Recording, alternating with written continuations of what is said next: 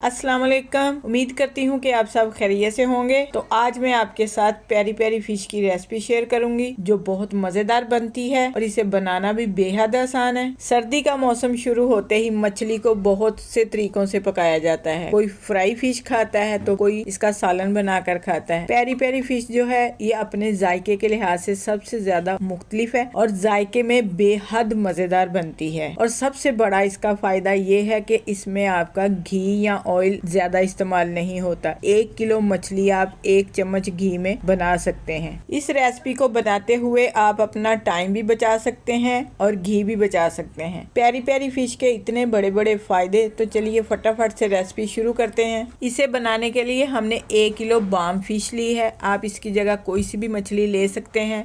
इसे हमने अजवाइन और सिरका लगाकर अच्छी तरह से धो लिया है और इसे खुशक भी कर लिया है। ये कुछ इस तरह की होती है, बिल्कुल चिकन जैसी दिखाई देती है। तो चलिए इसको मैरिनेट करना शुरू करते हैं। सबसे पहले हम 1 चम्मच नमक लेंगे और तमाम पीसों के ऊपर इस तरह से हल्का हल्का छिड़काव कर देंगे। उसके बाद 1 चम्मच सुरख मिर्च लेकर इसी तरह से छिड़काव कर लेंगे। नमक और मिर्च के छिड़काव के बाद हम हाथ की मदद से नमक और मिर्च को पीसों के ऊपर अच्छी तरह से फैला लेंगे। तमाम पीसों के ऊपर हमने अच्छी तरह से नमक और मिर्च को मिक्स कर लिया है। अब दूसरी साइड पर भी इसी तरह से नमक और मिर्च का छिड़काव करेंगे और उसको भी अच्छी तरह से पीसों के ऊपर फैला लेंगे।